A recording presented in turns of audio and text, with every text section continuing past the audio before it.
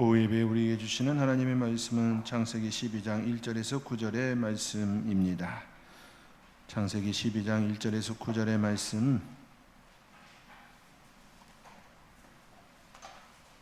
구약성경 14면에 있습니다.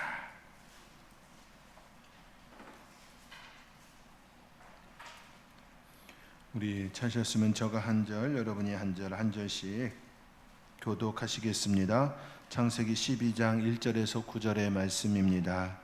여호와께서 아브라함에게 이르시되 너는 너의 고향과 친척과 아버지의 집을 떠나 내가 네게 보여줄 땅으로 가라.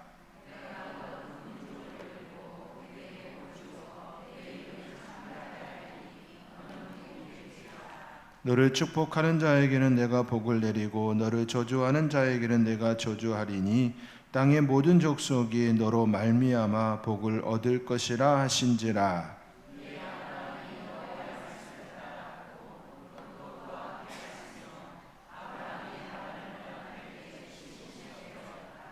아브라함이 그의 아내 사레와 조카 롯과 하란에서 모은 모든 소유와 얻은 사람들을 이끌고 가나안 땅으로 가려고 떠나서 마침내 가나안 땅에 들어갔더라.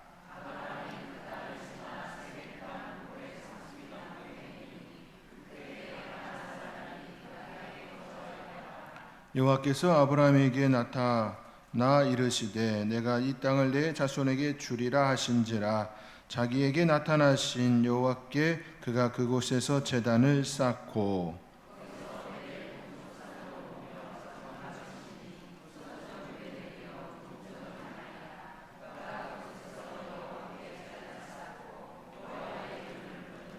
함께 읽겠습니다. 점점 남방으로 옮겨갔더라. 아멘. 하나님의 은혜와 사랑이 저와 여러분 가운데 풍성하게 나타나기를 주님의 이름으로 축복합니다. 오늘 오후 예배 우리 찬양 인도한 팀은 스탠딩 스톤입니다. 스탠딩 스톤, 선돌임지요. 선돌을 영어로 표현하면 스탠딩 스톤이 됩니다. 스탠딩 스톤은 늘 피곤합니다.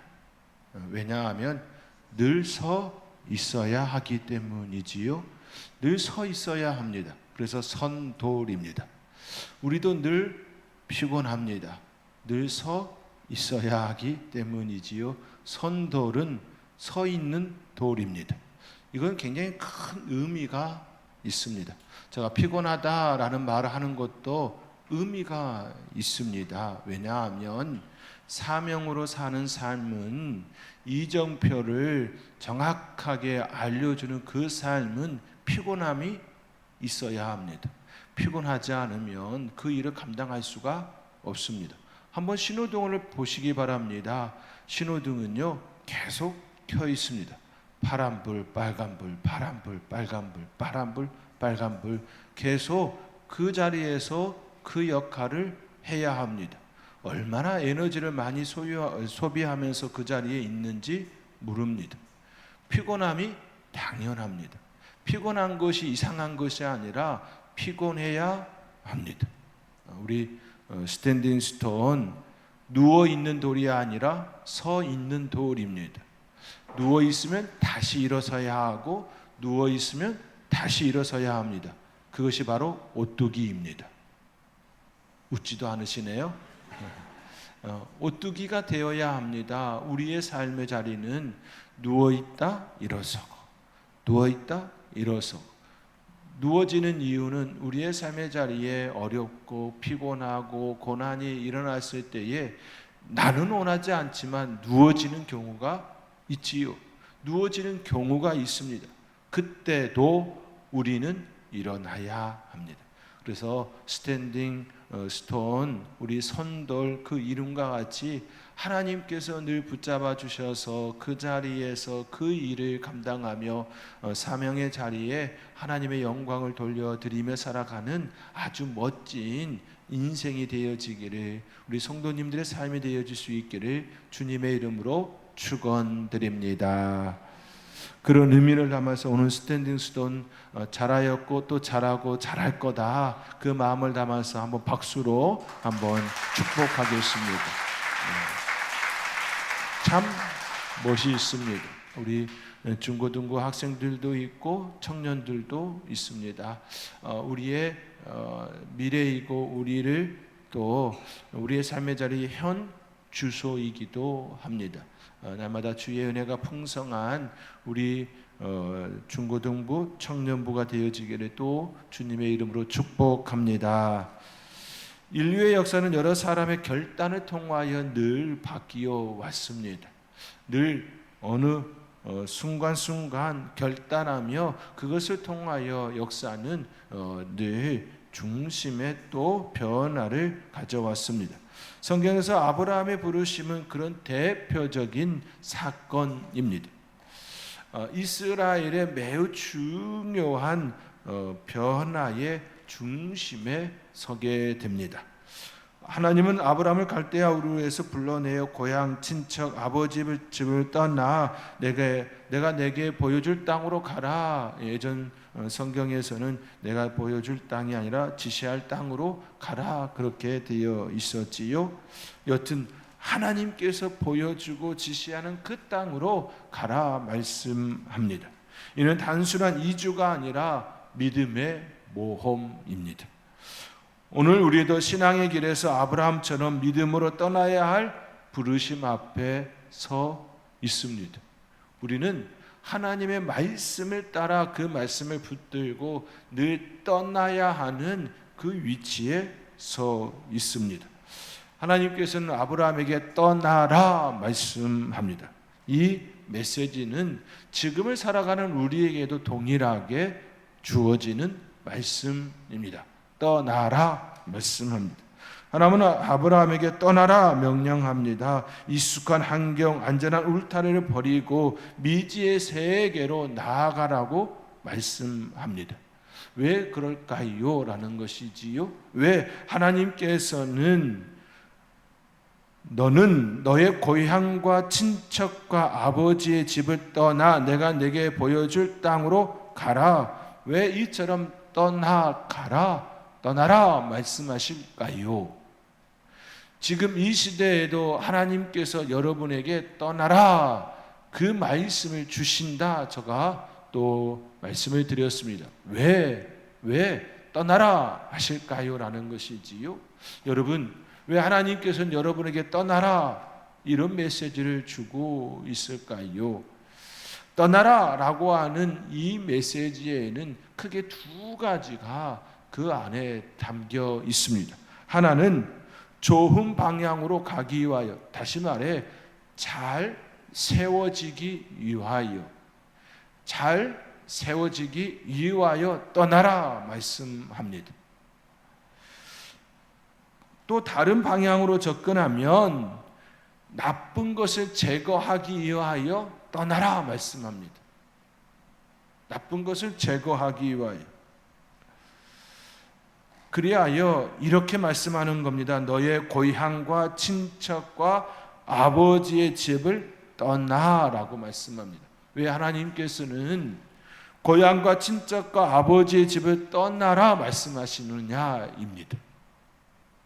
그것은 하나님의 말씀을 온전히 따를 수 없는 환경이었기 때문입니다. 하나님보다 다른 것들이 너무 많이 그를 붙잡고 있기 때문입니다.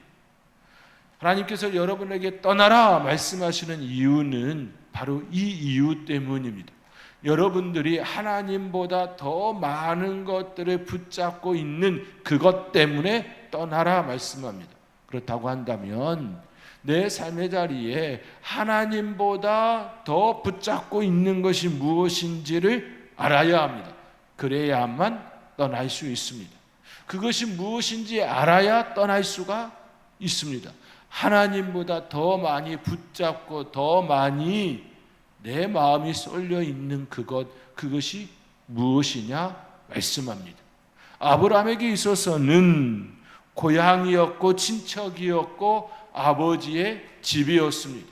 특별히 그의 아버지 집은 우상을 만드는 집이다 그렇게 접근되고 있지요.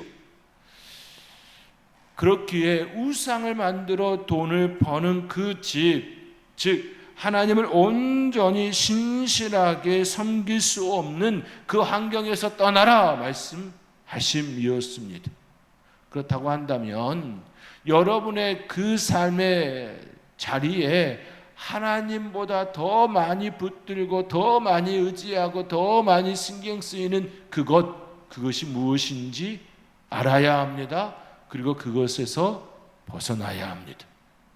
그것이 무엇입니까? 누구는 이렇게 말할 수도 있을 겁니다. 돈이라고 말할 수도 있을 겁니다. 또 누군가는 남편이다, 배우자다, 아내다라고 말할 것입니다. 또 누군가는 부모라고 얘기하고 자녀라고 이야기할 겁니다. 그러면서 이렇게 얘기하겠지요. 내가 어떻게 배우자에게서 떠날 수가 있습니까? 이혼하라는 뜻입니까? 문자적으로 접근하면 그렇게 되겠지요. 아니요, 그런 의미가 아니지요. 내가 진정으로 의지하고 또 의지하고 또 의지하고 있는 그것이 무엇이냐라는 겁니다. 내 하나님보다 내 아내를 더 의지하고 있다면 그것에서 옮겨 하나님을 향하여야 한다라는 말씀입니다. 이것이 떠나라라고 하는 의미입니다. 내가 지금 공부하고 있고 내가 붙들고 있는 그것이 내 하나님보다 더 중요시 여겨지고 있다면 하나님께서 내 삶을 책임진다라고 하는 그 생각보다 내가 지금 공부하고 있는 그것이 나를 책임질 거라고 생각하고 있다면 그것 또한 잘못된 생각이지요. 벗어나야 합니다. 떠나야 합니다. 그럼 공부하지 말라라는 의미입니까? 아니지요. 공부의 의미를 바르게 세우라는 뜻입니다. 왜 공부합니까? 라는 의미입니다. 저는 젊은 친구들에게 공부해라 이야기합니다. 그런데 그 공부하는 이유가 무엇이냐라는 것이지요. 그 공부를 통하여 하나님 나라, 하나님의 뜻을 온전히 펼치기 위하여서 사명을 감당할 수 있는 선한 도구를 만들기 위하여서 공부하라 말하는 겁니다. 그것이 도구가 되어야 합니다. 하나님의 영광을 위하여 쓰일 수 있는 도구로 만드는 것이지 그것이 내가 의지하고 내가 그 마음을 다 빼앗기는 그 자리가 되어서는 아니 된다라는 말씀입니다. 공부하는 이유가 다름이지요. 다름입니다. 돈을 버는 이유도 다름이어야 합니다. 돈을 의지하고 또 의지하고 또 의지하여 돈이 없으면 어깨가 쭉 처지는 그 모습은 정말 바람직한 모습이 아닙니다. 돈이 중요합니다. 우리의 삶의 자리에, 현대인들의 그 삶의 자리에 돈이 굉장히 많은 부분을 차지하고 있습니다. 생활하는 주거지, 먹고 자고 하는 모든 것들의 그 비용은 다 돈으로 지금 감당되고 있습니다. 옛날처럼 수렵 생활하는 그런 시대가 아닙니다. 그렇게 돈이 굉장히 중요하지요. 그런데 말씀에 따르면 그 돈이 하나님보다 더 크고 그 돈이 하나님보다 더 내 마음의 중심으로 다가와 있다면 떠나라 말씀합니다. 돈은 도구이어야 합니다. 돈은 내 삶의 자리에 하나님께서 나에게 주신 그 뜻을 이루기 위하여 쓰이는 도구이어야 합니다. 이번 7월과 8월에 우리 선돌교회에서 많은 사역을 감당하였습니다. 그 많은 사역을 감당할 때에 참 많은 비용이 들었습니다. 참 많은 돈이 들었습니다. 캄보디아에 한번 갔다 오려면 돈 1, 2천만 원으로 갈 수 없습니다. 몇 천만 원, 3, 4천만 원 이상이 그때 쓰입니다. 그렇지요? 또는 액수로 보면 굉장히 단위가 큽니다. 그런데 돈 액수로 접근되어지면 아깝게 느껴질 수 있지만 하나님의 뜻을 이루기 위하여 펼쳐지는 그 사역의 현장을 생각해 보면 그건 역시 쓰임받는 하나의 도구일 뿐입니다. 도구가 내 중심이 되어서는 아니 됩니다. 도구가 내 중심이 되어서는 아니 됩니다. 그렇기에 말씀합니다. 너는 너의 고향과 친척과 아버지의 집을 떠나 내가 내게 보여줄 땅으로. 이게 비전 아닙니까? 비전입니다. 비전입니다. 보여줄 땅, 비전입니다. 그것으로 가라 말씀합니다. 이것이 우리의 삶의 자리에 중심이어야 하고 붙들어야 될 메시지입니다. 우리에게 분명하게 말씀합니다. 직장과 관계와 습관과 신앙적 타성 속에서 늘 있는 그 모습에서 점검해서 떠나야 합니다. 하나님보다 우선시 되어지고 의지되고 있는 그 모든 것들에서 떠나야 합니다. 19세기 초 영국의 로버트 모리스는 안정된 삶을 뒤로하고 중국 땅으로 건너갔습니다.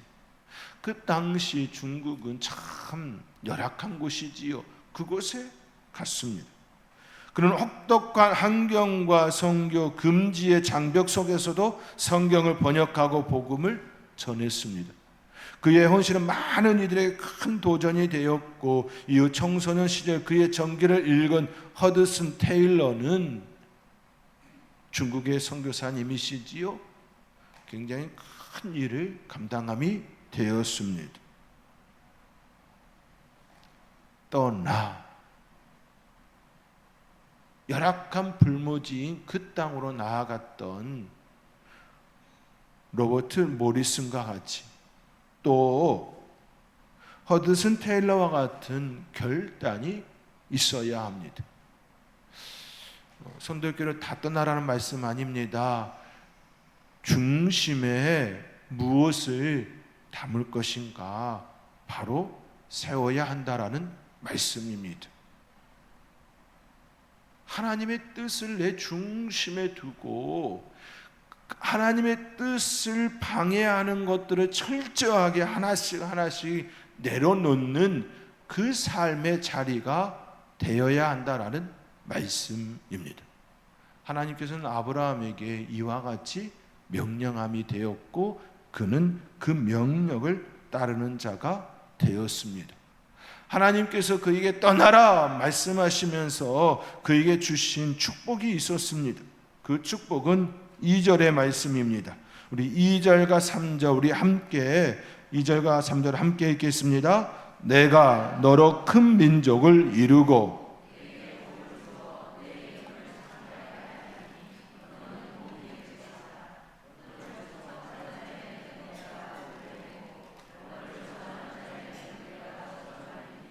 땅의 모든 족속이 너로 말미암아 복을 얻을 것이라 하신지라. 아멘. 너는 복이 될지라 말씀하시며 너로 말미암아 복을 얻을 것이라 하신지라 말씀합니다.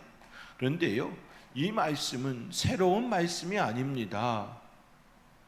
창세기 하나님께서 천지를 창조하시고 인간을 창조하시고 그들에게 주신 말씀이 바로 복이었습니다. 복이었습니다.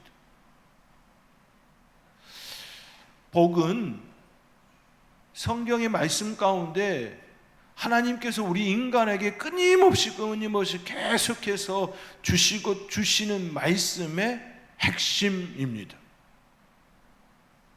성경 어느 곳을 펴도 복과 관련된 메시지가 등장합니다. 그만큼 하나님께서는 우리가 복의 사람, 복이 되어지기를 원하십니다. 너는 복이 될지라 말씀하신 것 같이 우리에게 이와 같이 말씀합니다. 왜 떠나야 합니까? 복이 될지라. 왜 떠나야 합니까? 우리는 복의 사람이기 때문입니다. 복의 사람이 되어야 하기 때문입니다. 복의 사람이 되었기 때문입니다. 왜 떠나야 합니까? 여러 이유가 없습니다. 가장 중심의 복입니다. 너는 복이 될지라. 너로 말미암아 복을 얻을 것이니라. 마태복음 1장 1절의 말씀과 같이 아브라함과 다윗의 후손 예수 그리스도의 세계라 족보라 말씀하심과 같이 아브라함에 이은 예수 그리스도를 통하여 이 세상에 참된 복을 주셨습니다.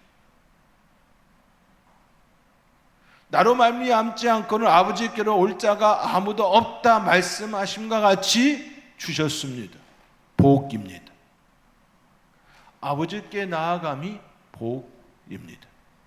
우리에게 복을 말씀합니다. 내가 너로 큰 민족을 이루고 내게 복을 주어 내 이름을 창대하게 하리니 너는 복이 될지라.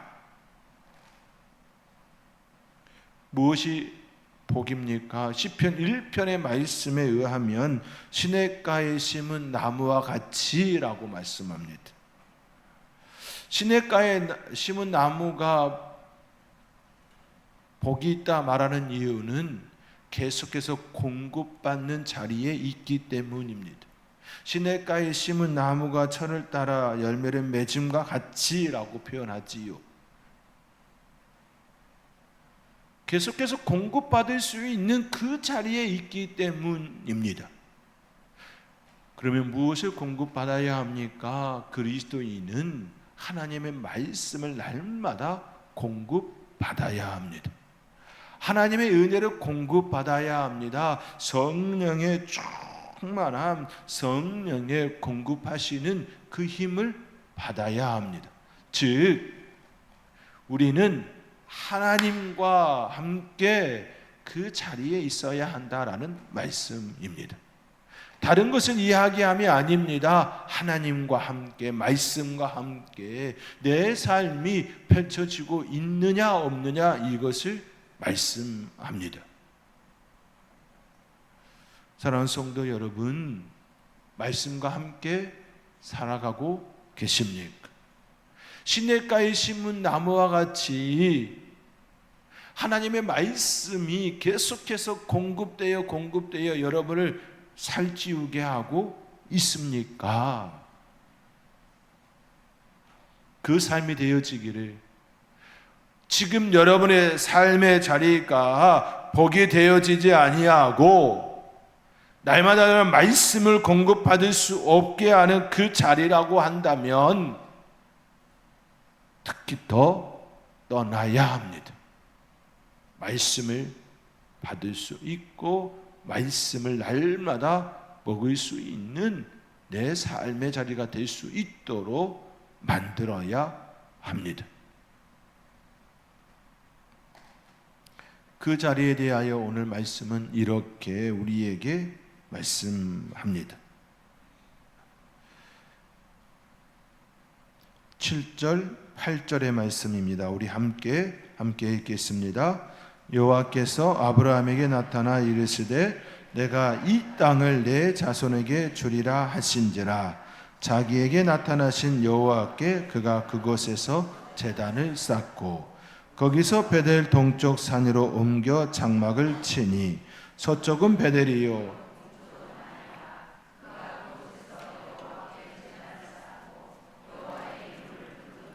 아멘. 그곳에서 제단을 쌓고 여호와께 제단을 쌓고 여호와의 이름을 불렀더라. 이것이 바로 떠난 그 자리에 정착한 그곳에서의 삶의 모습이었습니다. 말씀을 따라가면 이렇습니다. 내가 내게 보여줄 땅으로 가라. 그리하여 떠났습니다. 그리하여 오늘 말씀 가운데 있는 것처럼 내가 이 땅을 내 자손에게 주리라. 보여줄 땅, 보여진 땅, 그곳에 머물렀고 단을 쌓았습니다. 무엇을 의미합니까? 무엇을 뜻합니까? 예배의 자리입니다. 단을 쌓는 자리입니다. 무엇이 참된 복입니까? 무엇이 참된 비전입니까? 말씀할 때에 우리에게 분명하게 말씀합니다. 제단을 쌓고 여호와의 이름을 불렀더라. 우리의 삶의 자리에 하나님께서 우리에게 떠나라 말씀하시고 보여줄 땅은 하나님께서 함께 하시는 하나님의 말씀이 임하는 그 곳입니다. 사랑하는 성도 여러분, 말씀을 따라 예배하는 삶, 날마다 그 삶을 살아가는 저와 여러분의 아름다운 삶이 될 수 있기를 주님의 이름으로 축원드립니다.